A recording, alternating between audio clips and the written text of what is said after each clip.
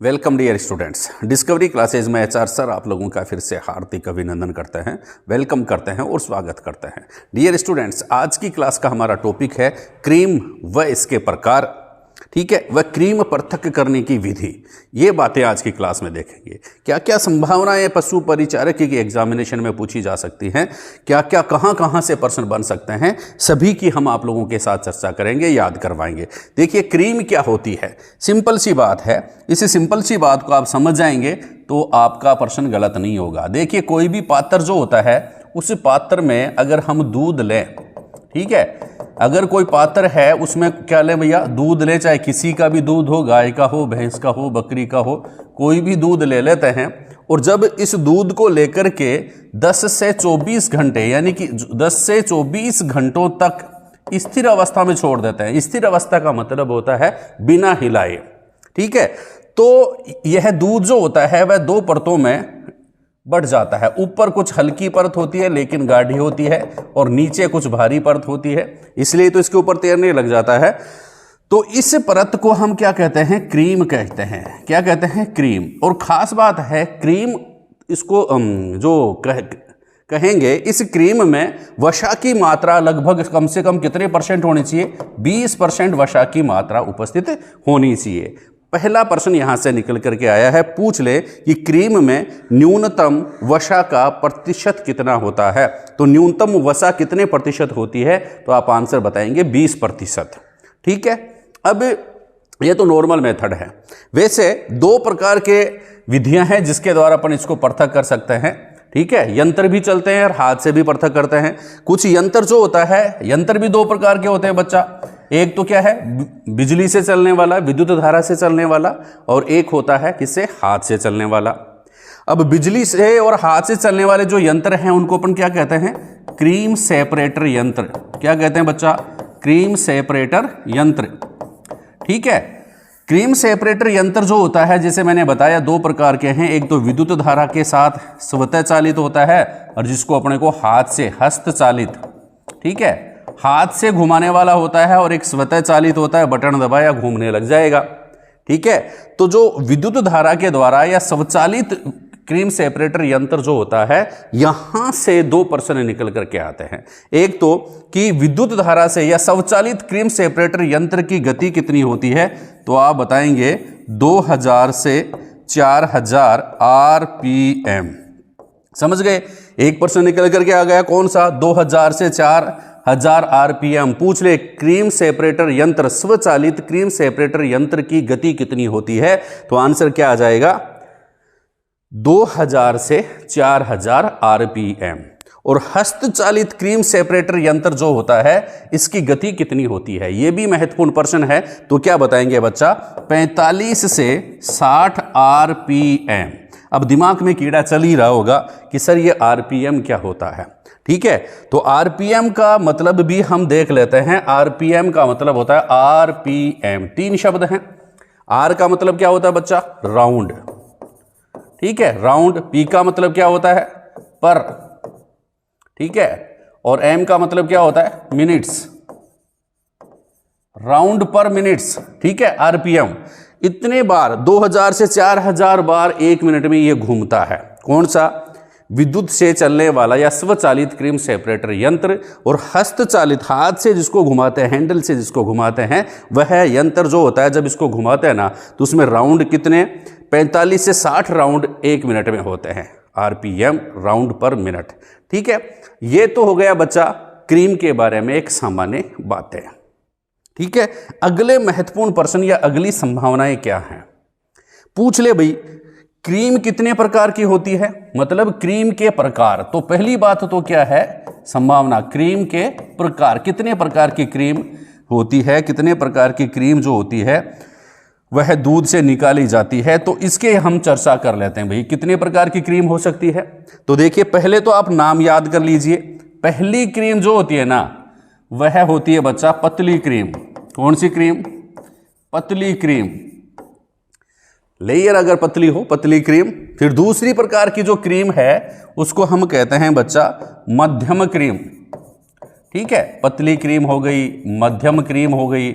तीसरे प्रकार की जो क्रीम है बच्चा, उसको अपन नाम देते हैं क्या, गाढ़ी क्रीम, एकदम गाढ़ी, गाढ़ी क्रीम।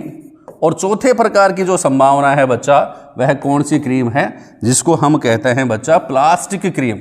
कौन सी क्रीम, प्लास्टिक क्रीम। अब देखो यहां पर ध्यान देने वाली बात है, अगर हम इस टॉपिक को रीड नहीं करते और आपके एग्जामिनेशन में प्रश्न आता कि निम्नलिखित में से कौन सी एक क्रीम का प्रकार नहीं है, निम्नलिखित में से कौन सी एक क्रीम का प्रकार नहीं है, तो क्या लिखेंगे भाई, आप पतली क्रीम पे टिक लगा देते, ये तो हो सकती है भैया। मध्यम क्रीम ये भी हो सकती है, गाढ़ी क्रीम ये भी हो सकती है, और प्लास्टिक क्रीम, अरे भैया ये शायद प्लास्टिक क्रीम नहीं होगी, इसके ऊपर आपका टिक लग जाता और आपका आंसर गलत हो जाता। इसलिए इस क्रीम के जो प्रकार हैं उनके नाम आपको पहले याद करने हैं। कौन कौन सी है, पतली क्रीम, दूसरी मध्यम क्रीम, तीसरी गाढ़ी क्रीम और चौथी प्लास्टिक क्रीम। अब जब नाम याद हो गए हैं आपके,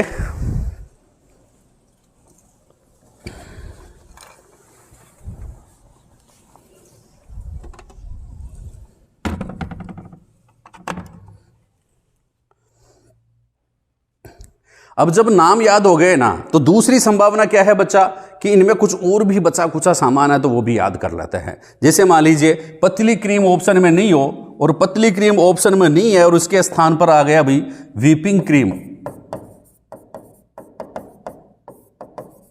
ठीक है, पतली क्रीम जो है वो नहीं आ गया, व्हिपिंग क्रीम आ गया, तो आप क्या कहेंगे कि व्हिपिंग क्रीम है कि नहीं है। आप कहेंगे सर आपने बताया नहीं था व्हिपिंग क्रीम है कि नहीं है। व्हिपिंग क्रीम भी होती है, कौन सी क्रीम होती है, व्हिपिंग क्रीम भी होती है। तो व्हिपिंग क्रीम किसको कहेंगे, जो मध्यम क्रीम जो है ना उसको अपन क्या कह देंगे, व्हिपिंग क्रीम भी कहते हैं। बात समझ में आ गई, मध्यम क्रीम जो होती है उसको क्या कहते हैं, व्हिपिंग क्रीम भी कहते हैं। और जो पतली क्रीम जो होती है ना, उसका एक और नाम है बच्चा, क्या नाम है, पतली क्रीम, पतली सी है टेबल कवर की जैसे, इसलिए इसको टेबल क्रीम कह देते हैं अपन, ठीक है, टेबल पर जो कपड़ा लगाते हैं ना वैसे, है ना, पतली क्रीम, एकदम टेबल क्रीम भी इसको अपन कह देते हैं, ठीक है। तो पतली क्रीम को टेबल क्रीम भी कहते हैं और मध्यम क्रीम को व्हिपिंग क्रीम भी कहते हैं। इसके अलावा दो क्रीम और कौन बच रही है, गाढ़ी क्रीम और प्लास्टिक क्रीम। मतलब दोबारा से अपन बात करना चाहे तो क्रीम के प्रकार हो गए, एक तो टेबल क्रीम, दूसरी व्हिपिंग क्रीम, तीसरी गाढ़ी क्रीम और चौथी प्लास्टिक क्रीम। याद रह जाएगा। अब और देखते हैं भैया चौथी संभावना क्या है। अरे सर आपने बताया था कि वसा जो क्रीम जो होती है उसमें कम से कम 20% वसा उपस्थित होना जरूरी है। 20% अगर वसा उपस्थित होगी ना तभी इसको हम क्या मानेंगे, क्रीम मानेंगे, वरना नहीं मानेंगे। चलो फिर अब इसमें जो पतली क्रीम है उसमें बताइए सर कितनी मात्रा में वसा उपस्थित होती है, तो बता देते हैं भैया। पतली क्रीम जो होती है उसमें लगभग 18 से लेकर के 25% तक वसा उपस्थित होती है। कितनी बच्चा, 18 से लेकर के 25% तक वसा उपस्थित होती है। याद समझ में आ गई बात, 18 से 25, ठीक है। चलो भाई पतली क्रीम 18 से 25, 18 से 25 से के उम्र के जो व्यक्ति होते हैं ना वो ज़्यादा पतले होते हैं, इसके बाद तो मोटे मोटे हो जाते हैं मेरी तरह। तो पतली क्रीम जो होती है वो कितनी होती है, 18 से 25% उसमें वसा होती है। फिर मध्यम क्रीम जो होती है उसमें जो वसा का प्रतिशत होता है वह कितना होता है बच्चा, 25 से लेकर के 45%। कितनी, 25 से लेकर के 45% वसा होती है मध्यम क्रीम में, और 45 से 60% वसा होती है बच्चा गाढ़ी क्रीम में, और 60 से लेकर के 80% क्रीम जो होती है बच्चा वो किस में होती है, प्लास्टिक क्रीम में होती है। तो ये तीसरी संभावनाएं प्रश्न बनने की। पूछ ले भैया किसमें कितने % वसा पाई जाती है, तो टेबल क्रीम जो होती है उसमें 18 से 25%, व्हिपिंग क्रीम जो होती है उसमें 25 से 45%, गाढ़ी क्रीम जो होती है उसमें 45 से 60%, और प्लास्टिक क्रीम जो होती है उसमें 60 से 80% क्या पाई जाती है, फैट या वसा उपस्थित होती है। अब बच्चा समझ में आ गया सर, हाँ इतनी % इसमें क्या पाई जाती है, वसा पाई जाती है। तो और क्या संभावनाएं यहां पर पूछी जा सकती है, बन सकती हैं एग्जामिनेशन में प्रश्न बनने की। क्या संभावनाएं हैं भाई, आप लोगों से पूछ ले कि निम्नलिखित में से कौन सी क्रीम में सर्वाधिक वसा उपस्थित होती है। निम्नलिखित में से कौन सी क्रीम में वसा की प्रतिशत मात्रा सर्वाधिक होती है? तो आप क्या बताएंगे बच्चा? Plastic cream. कहीं आप गाढ़ी क्रीम समझ करके इस पे गाढ़ा सा टिक मत लगा देना। गाढ़ी क्रीम नाम की गाढ़ी है, लेकिन क्रीम वसा सबसे ज्यादा किस में है? प्लास्टिक क्रीम में। ठीक है, फिर पूछ ले कि सबसे कम वसा का प्रतिशत कौन सी क्रीम में होता है?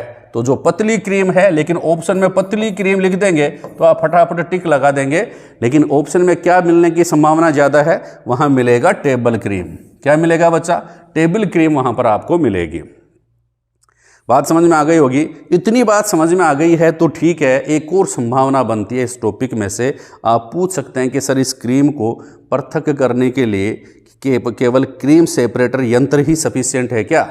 उसी के द्वारा क्रीम पृथक करते हैं क्या? नहीं। बात करेंगे भाई क्रीम पृथक करने की विधियों की।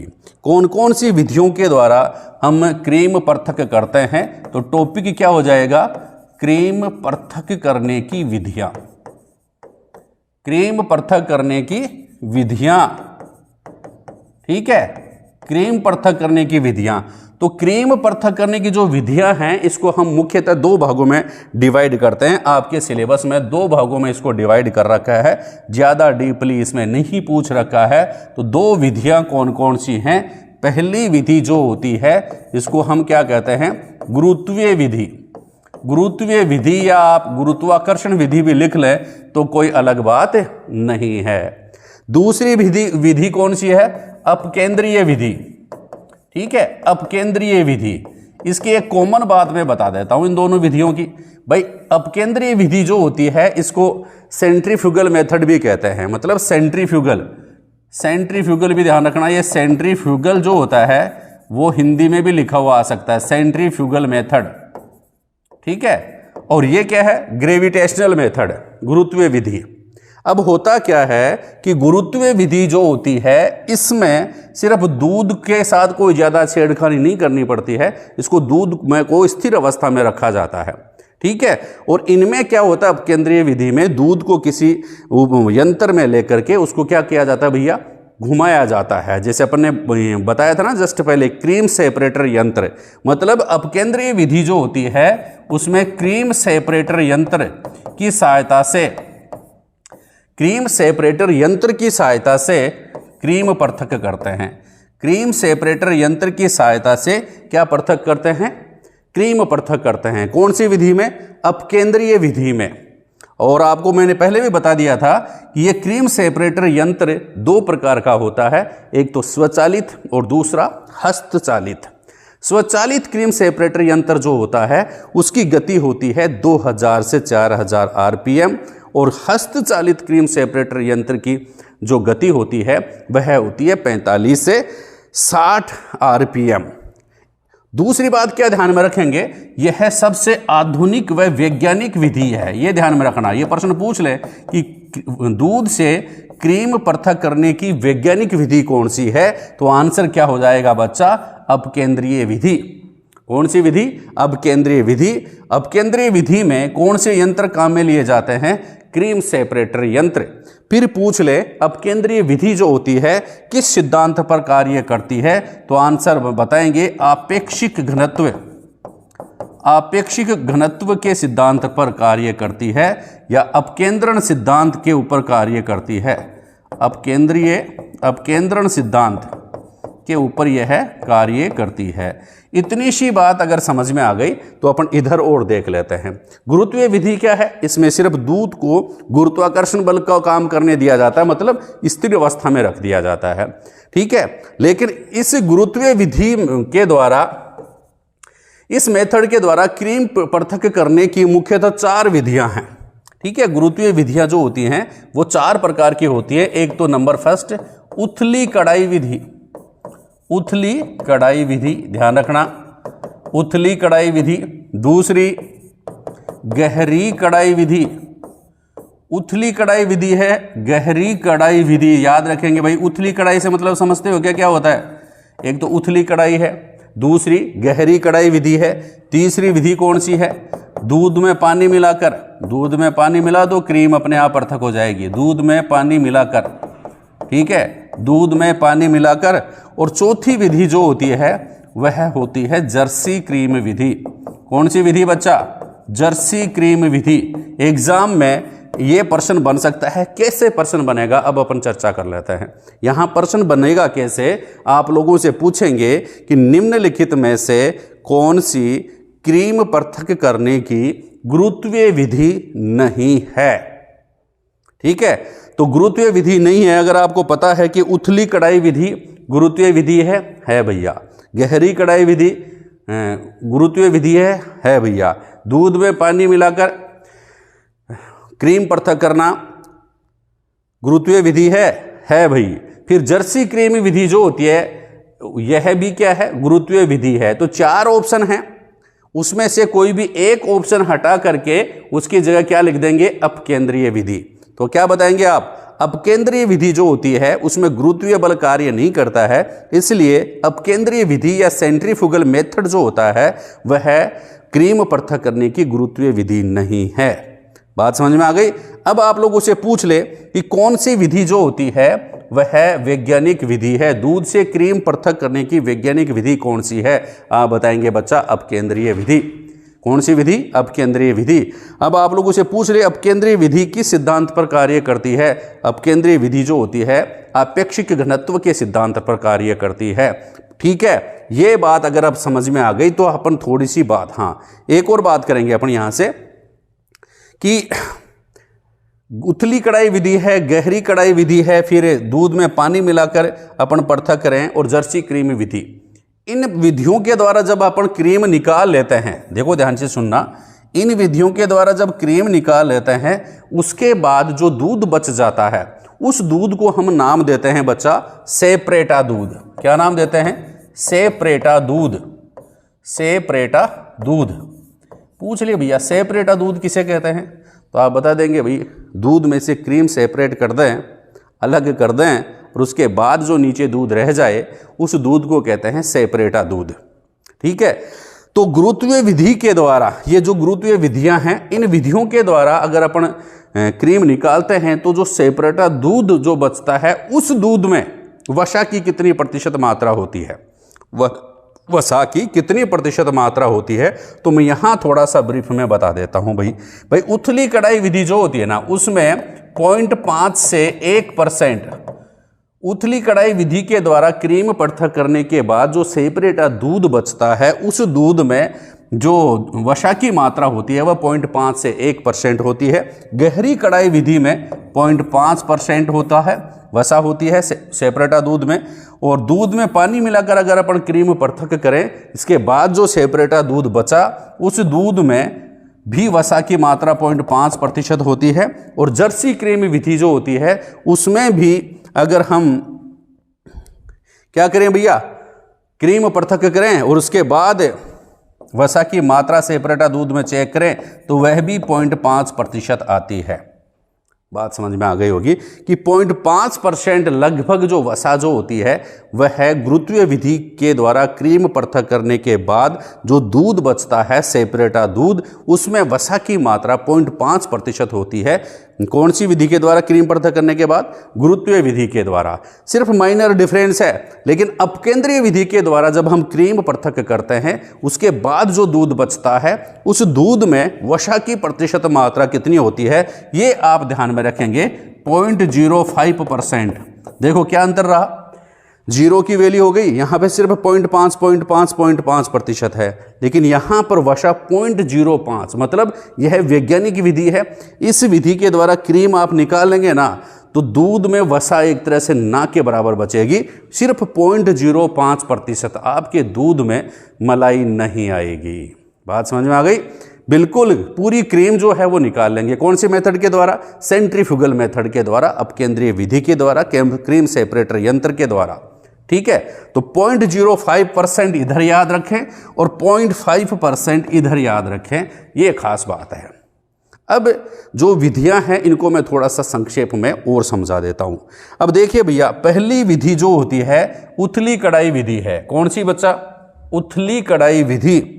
लिख दो भैया, उथली, उथली, उथली कढ़ाई। कढ़ाई तो जानते हो आप, जिसमें हलवा वगैरह बनाते हो, ठीक है। उथली कढ़ाई विधि, उथली कढ़ाई विधि में क्या है, नाम से ही स्पष्ट है भाई ये कढ़ाई जो ना उसका पैंदा ज़्यादा गहरा नहीं है, ऊपर है, उथली, ठीक है। किस प्रकार की कढ़ाई होती है भाई, देख लो भैया, ये कढ़ाई है, खास बात ध्यान में रखनी है इसकी आपको। और इस कढ़ाई का क्या है, इस प्रकार की साइज है, बात समझ में आ गई। क्या होता है खास बात, इसका जो डायमीटर है, इसका अगले का है ना, इसका डायमीटर जो होता है वह 18 से लेकर के लगभग 18 से 42 इंच, कितना होता है, 18 से 42 इंच होता है, 45 नहीं होता। और इसकी गहराई जो होती है, इसकी गहराई होती है लगभग 4 इंच। ध्यान से देखिए भाई, ये कढ़ाई है, व्यास कितना है, 18 से 42 इंच, 18 से 42 इंच, गहराई कितनी है, 4 इंच। इसमें दूध को रखा जाता है कितने देर तक, 10 से 24 घंटे तक, 10 से 24 घंटों तक इसमें दूध को रखा जाएगा। और टेम्परेचर दूध का कितना रखा जाएगा, 10 डिग्री सेल्सियस, ठीक है। तो इसमें क्या होगा, वो क्रीम ऊपर आ जाएगी जिसको आप पृथक कर सकते हैं। ये तो सिंपल सी बात है उथली कढ़ाई विधि की। अब आप लोगों से पूछ ले सर गहरी कढ़ाई विधि की क्या खास बात है, कोई खास बात नहीं है, सिर्फ कढ़ाई चेंज करनी है और बाकी का सेम टू सेम है, ठीक है। कढ़ाई कैसे चेंज करेंगे भाई, गहरी कढ़ाई विधि जो होती है उसमें क्या होता है भैया, जो कढ़ाई ले रहे हैं उसका जो डायामीटर ज़्यादा नहीं है लेकिन इसकी गहराई बहुत ज़्यादा है बच्चा, गहरी इस टाइप की कढ़ाई है, दोबारा से बनाते हैं इसको, है ना, इस टाइप की कढ़ाई है कि डायमीटर तो जो होता है इसका 8 से लेकर के 12 इंच, इसका डायमीटर तो कितना होता है, 8 से लेकर के 12 इंच होता है, लेकिन गहराई जो होती है इसकी देखो कितनी, 20 इंच, 20 इंच ये गहरी होती है। इसमें भी क्या रख देंगे भैया, इस कढ़ाई में क्या डाल देंगे, दूध डाल करके रखना है।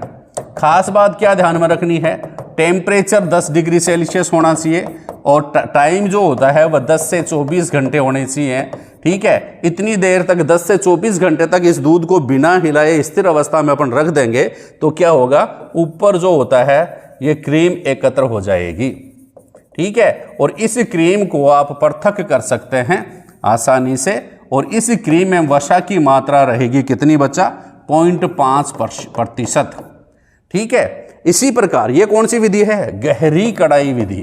कौन सी विधि है भाई, गहरी कढ़ाई विधि, याद रखेंगे गहरी कढ़ाई विधि, बात समझ में आ गई। गहरी कढ़ाई विधि में प्रश्न क्या बनेगा, कढ़ाई का व्यास कितना होता है, 8 से 12 इंच, गहराई कितनी होती है, 20 इंच, ठीक है। कितने डिग्री सेल्सियस पर दूध को रखा जाता है, 10 डिग्री सेल्सियस पर कितने घंटों तक रखा जाता है, 10 से 24 घंटे तक। जो वसा पृथक होती है उसमें जो क्रीम पृथक होती है उसमें वसा की मात्रा नहीं क्रीम में नहीं होगी, यहाँ पर जो दूध बच गया इस दूध को क्या कहेंगे, सेपरेटा दूध, क्या कहेंगे, सेपरेटा दूध कहेंगे। और सेपरेटा दूध में वसा की मात्रा कितनी रहेगी, 0.5%, कितनी बच्चा, 0.5%, ये ध्यान में रखेंगे। फिर इसी प्रकार तीसरी विधि जो है वो पानी मिलाकर क्रीम पृथक करना, पानी मिलाकर क्रीम पृथक करना, ठीक है। पानी मिलाकर क्रीम पृथक करेंगे, इसी प्रकार से दूध को कढ़ाई में डालेंगे, पानी डाल देंगे, उसमें पानी डालने के बाद सेम वो 10 डिग्री सेल्सियस के आसपास टेम्परेचर रखेंगे, 10 से 24 घंटे तक रख देंगे, क्रीम उससे पृथक हो जाएगी, ठीक है। क्रीम पृथक करने के बाद जो दूध बचेगा उसमें भी सेपरेटा दूध, उसमें भी वसा की मात्रा कितनी रहेगी, 0.5%, ठीक है। अब चौथी जो विधि है वो कुछ डिफरेंट है इनसे भाई, क्या होती है चौथी विधि को ध्यान से देखेंगे। चौथी विधि का नाम क्या है, नाम आपको पता है, क्या नाम है भैया, जर्सी क्रीम विधि। जर्सी गाय भी आती है लेकिन ये विधि कौन सी है, जर्सी क्रीम विधि।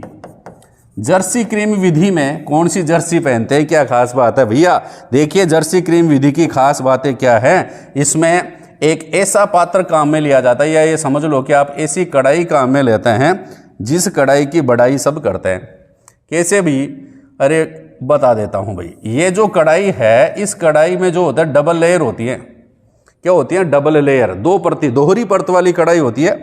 और दोहरी परत वाली जो कढ़ाई होती है इसलिए इसकी क्या होती है, बड़ाई होती है, ऐसे एक परत और दूसरी इस प्रकार से। दोहरी परत वाली ये कढ़ाई है इसलिए इसकी क्या है, थोड़ी बड़ाई है, ठीक है। अब इसमें कैसे पृथक करेंगे भाई, इसमें ये जो दोनों परतें हैं, इन दोनों परतों में, ठीक है, दोनों परतों को भी काम में लेंगे। और ये जो अंदर का भाग है इसमें तो क्या भर देंगे बच्चा, दूध। ये जो अंदर का पार्ट है इसमें तो हम भर देंगे दूध अंदर वाली कढ़ाई में, ठीक है। और दोनों परतों के बीच में सबसे पहले क्या करेंगे भैया, गर्म पानी भरेंगे। पहले क्या करेंगे, गर्म पानी भर देंगे दोनों परतों के बीच में। और प्रश्न ये बनेगा गर्म पानी का टेम्परेचर कितना होगा, तो आप बताएंगे 87.8 डिग्री सेल्सियस। इसमें ऐसा इतना गर्म पानी डालते हैं जिस गर्म पानी का टेम्परेचर कितना हो, 87.8 डिग्री सेल्सियस तक गर्म किया हुआ पानी इस दोनों परतों के बीच में डाल देंगे। डाल दिया, जैसे ही इसमें गर्म पानी डालेंगे यह दूध जो है यह भी गर्म होने लग जाएगा, ठीक है। चेक ले गर्म हो रहा है, होने दो। गर्म पानी से दूध को अपन गर्म कर रहे हैं, गर्म कर लिया। और जब इस दूध का टेम्परेचर जो है वो लगभग 43.4 डिग्री सेल्सियस हो गया, ध्यान से सुनना, गर्म पानी से इस दूध का टेम्परेचर जब 47.4 डिग्री सेल्सियस हो गया, तब इस गर्म पानी को तो हम यहां से निकाल देंगे। निकाल दिया। अब क्या करेंगे भैया, इसमें कुछ अपन क्या करेंगे, ठंडा ठंडा कूल कूल पानी और भर देंगे, ठंडा पानी और डाल देंगे इसमें, ठीक है। किसमें डालेंगे, दोनों परतों के बीच में। कौन सा पानी डाल दिया, अब ठंडा पानी डाल दिया, गर्म पानी निकाल दिया, ठीक है। ठंडा पानी डाल दिया और ठंडा पानी डालने के बाद हमने देखा कि दूध का टेम्परेचर 43.4 डिग्री सेल्सियस से कितना डिग्री आ गया है भाई, 10 डिग्री सेल्सियस आ गया है। तब हम क्या करेंगे, 10 डिग्री सेल्सियस आने तक ये पानी इसमें ठंडा रखेंगे, उसके बाद इसको निकालेंगे। जैसे ही दूध का टेम्परेचर 10 डिग्री सेल्सियस आता है, इस दूध के ऊपर एक क्रीम आ जाती है, ठीक है, क्रीम बन जाती है, क्रीम की लेयर बन जाती है। इस क्रीम को हम क्या कर लेंगे बच्चा, पृथक कर लेंगे। इसके बाद जो दूध नीचे बचेगा इसको भी क्या नाम देंगे, सेपरेटा दूध नाम देंगे। क्या नाम देंगे, सेपरेटा दूध। तो यह है जर्सी क्रीम विधि। पूछ ले, जर्सी क्रीम विधि के द्वारा हम जब किस प्रकार का पात्र काम में लेते हैं, जर्सी क्रीम विधि में दोहरी भित्ति वाला या दोहरी दीवार वाला पात्र कौन सी विधि में हम काम में लेते हैं, जर्सी क्रीम विधि में। और इस विधि के द्वारा जो सेपरेटा दूध बचता है उसमें भी वसा की प्रतिशत मात्रा होती है सिर्फ 0.5%। कितनी होती है बच्चा, सिर्फ 0.5%। तो डियर स्टूडेंट्स, आज की क्लास में ये थी क्रीम पृथक करने की विधियां और क्रीम के मुख्य प्रकार। आपको अगर समझ में आए हैं तो क्लास को लाइक ज़रूर करें और शेयर ज़रूर करें, ठीक है। Thank you.